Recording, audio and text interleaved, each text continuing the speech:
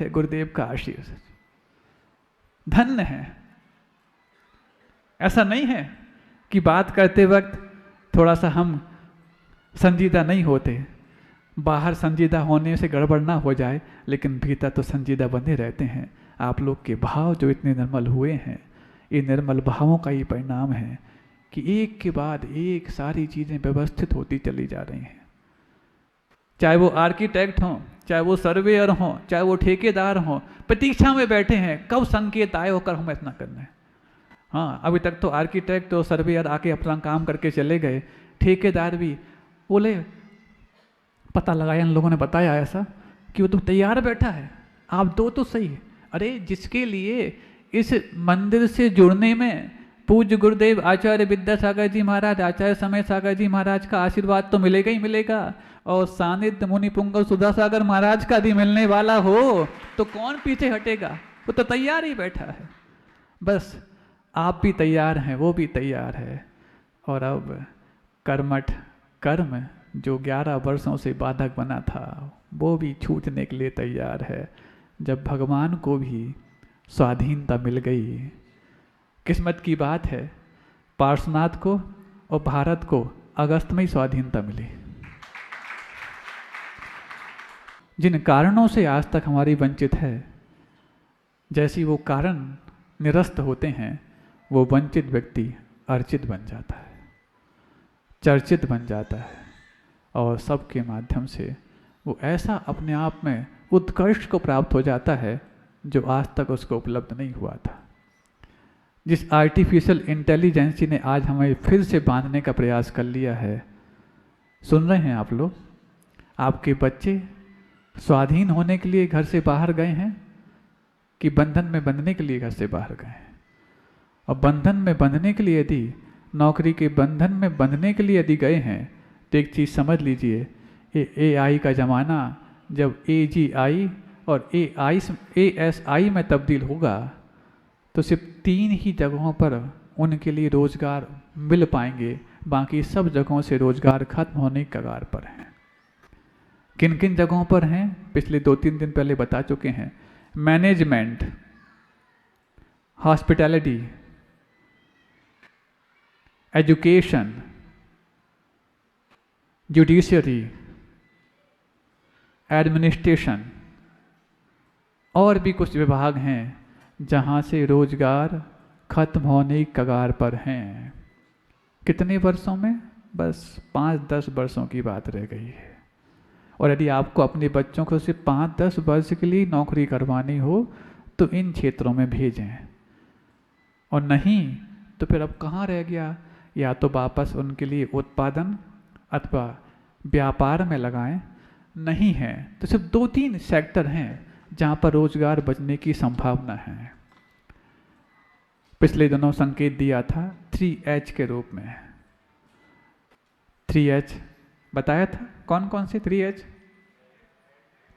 जिन चीज़ों में ऐसी सेवाएं दी जाती हैं जो हैंड से होती हैं, जो हार्ट से होती हैं, और जो हेड से होती हैं।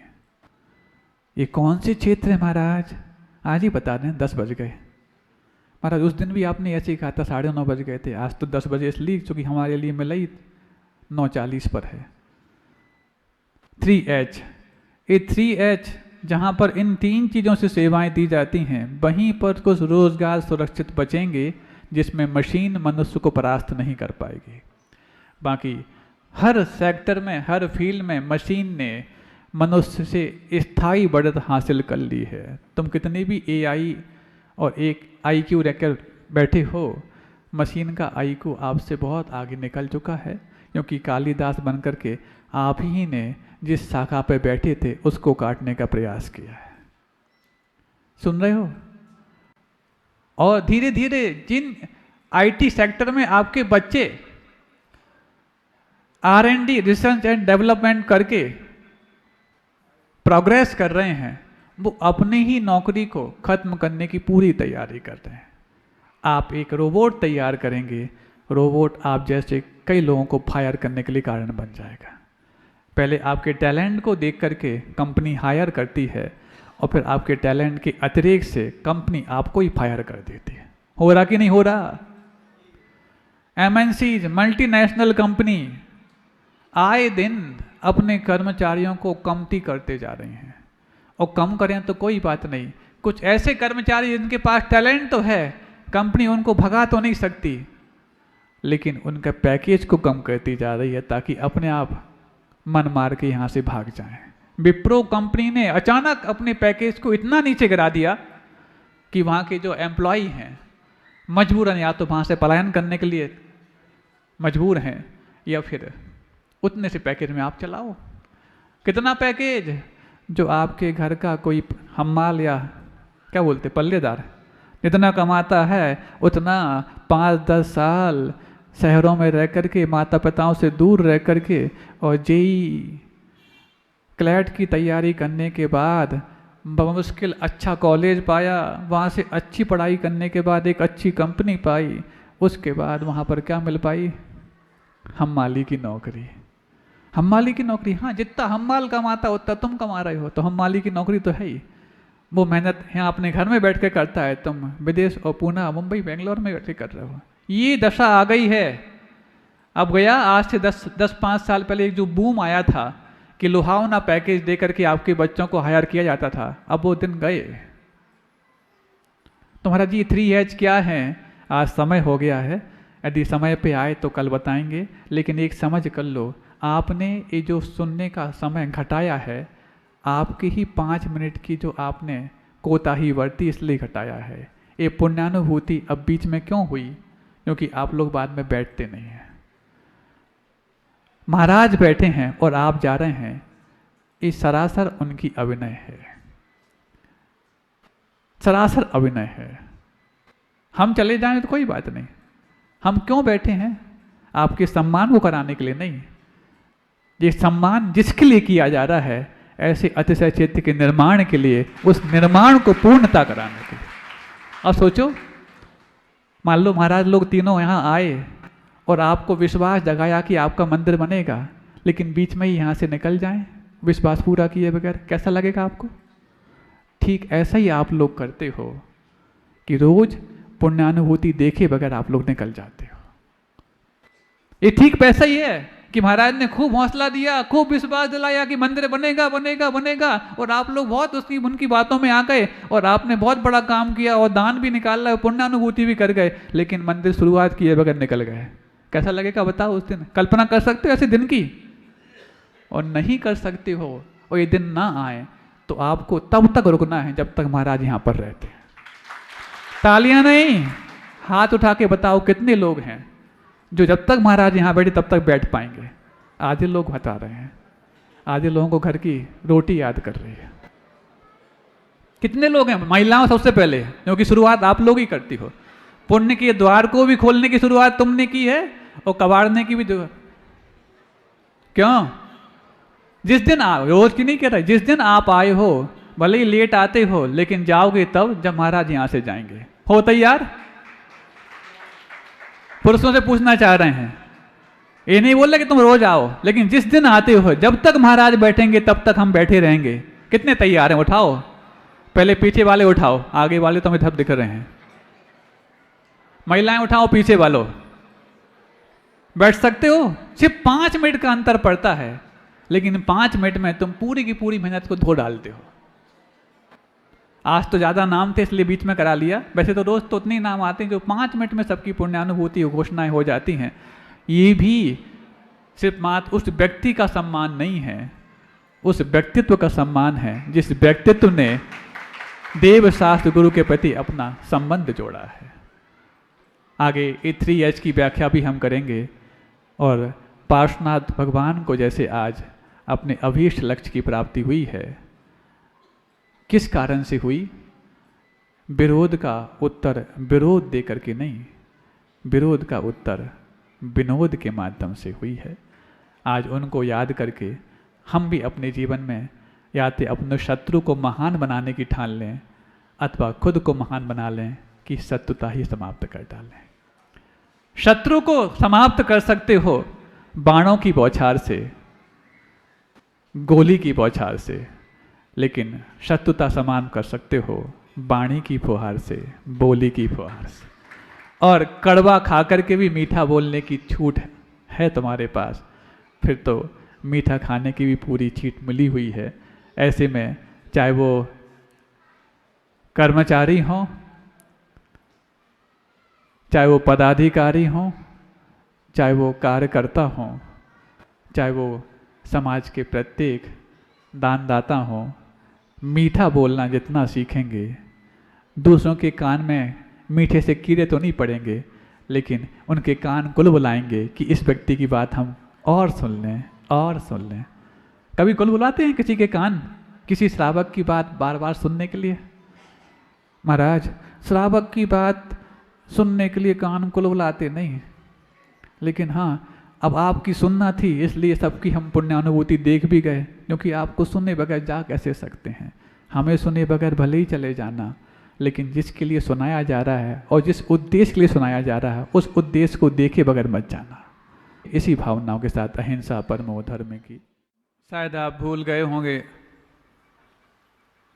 जब देशना प्रारंभ हो तो देशना का इतना पैगाम तो हमारे चित्त को पहुंच ही जाए कि उसकी स्वीकृति प्रसन्नता के रूप में सामने आ जाए। और यदि ये स्वीकृति अंदर से बनी है तो प्रसन्न भावों से अपने मन को पवित्र करने का उद्देश्य रखते हुए हम फिर पुनः प्रारंभ करते हैं। भारत की आज़ादी 47 के पहले क्यों नहीं थी और 47 के बाद हम क्यों मानने लग गए? किन मायनों में भारत गुलाम तब तक नहीं माना जाता रहा जब तक उनके लिए एहसास नहीं हुआ कि फिरंगी आने के बावजूद भी हम आज़ाद नहीं हैं। ऐसा नहीं कि फिरंगी आ गए हों तो लोग अपने आप को गुलाम मानते चले गए हों। वो आने के बाद भी भारत उतना ही आज़ाद था जितना आज अपने आप को महसूस कर रहे हो, और आज भी उतना ही गुलाम है जो 47 के पहले गुलाम महसूस किया जाता था। अब किन मायनों में गुलामी और आज़ादी के बीच एक भेद रेखा खींची जाए, तो हमने पाया कि धीरे धीरे करते भारतीयों को एहसास हुआ कि हम अपने ही बुलाए गए अतिथियों के माध्यम से बंधन में डाले जा रहे हैं। अतिथि देवो भव की जो विरासत इस भारतीय संस्कृति में वसीयत के रूप में प्राप्त हुई है, आज वो वसीयत कलंकित हो रही है। जिन अतिथियों ने हमारे आतिथ्य को स्वीकार करके हमारे लालित्य को खो दिया, जिन अतिथियों ने हमारी मेहमान नवाजी को गुलाम नवाजी में तब्दील कर दिया, और धीरे धीरे करते भारतीयों के मन में एक भय भी प्राप्त होने लगा कि ये कैसी मेहमान नवाजी, कहीं ऐसा तो नहीं हमें मेहमान नवाजी को अपनी पीढ़ियों के लिए एक ऐसा परतंत्रता का बंधन, एक ऐसा गुलामी का पिंजरा वसीयत में लिख के चले जाएं जिससे हमारी पीढ़ियां हमारे ऊपर ही शक करने लग जाएं।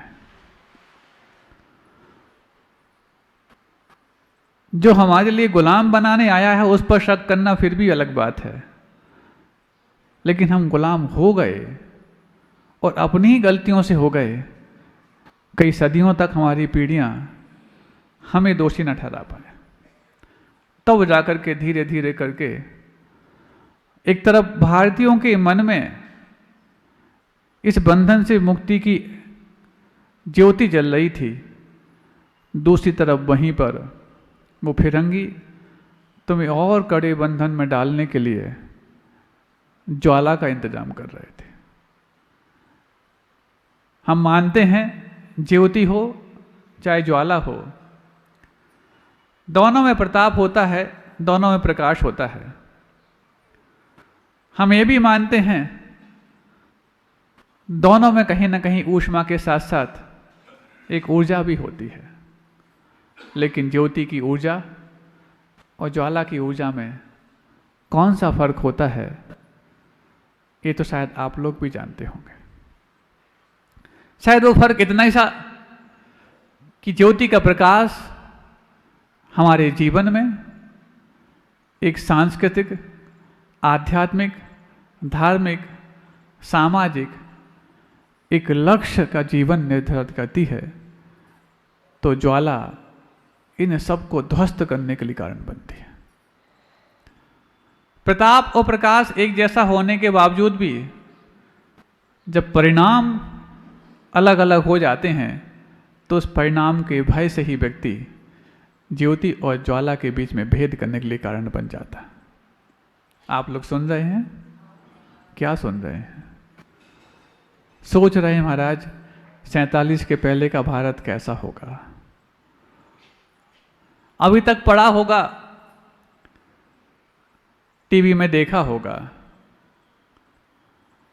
दास्तानें सुनी होंगी, लेकिन कहीं ना कहीं उनमें से कुछ कमी रही होगी, तब तो जाकर के आज़ादी के उस मूल्य को हम उतना नहीं पहचान पा रहे जिस मूल्य को बढ़ाने के लिए आपके पूर्वजों ने अपने बलिदान दिए। तो जैसे ही उनके मन में इस भारतीय विरासत को ध्वस्त करने की ज्वाला दहकाने का मन हुआ, धीरे धीरे उन्होंने शिक्षा को, भाषा को, चिकित्सा को और भूषा को एक एक करके कानून के माध्यम से अथवा आपके भीतर होने वाले उस खून के माध्यम से जब कोई वायरस प्रविष्ट कर दिया जाता है तो उस वायरस के प्रविष्ट होते ही कुछ ऐसी बीमारियां जो हमारे ही कारण हमारे मन में उत्पन्न होती हैं, बाद में जाकर के तन को विकृत करने के लिए कारण बनती हैं, उन्होंने भेजना प्रारंभ कर दिए। धीरे धीरे करते भाषा पे अटैक हुआ, भूषा पे अटैक हुआ। पिछले दिनों बताया भूषा पे अटैक कैसे हुआ कि 1,30,000 मीटर प्रति वर्ष भारत से भारतीय कपड़ा विदेशों में निर्यात होता था और उनके बुरे मकसदों के कारण भारत विदेशी वस्त्रों के आयात के लिए मजबूर हो गया।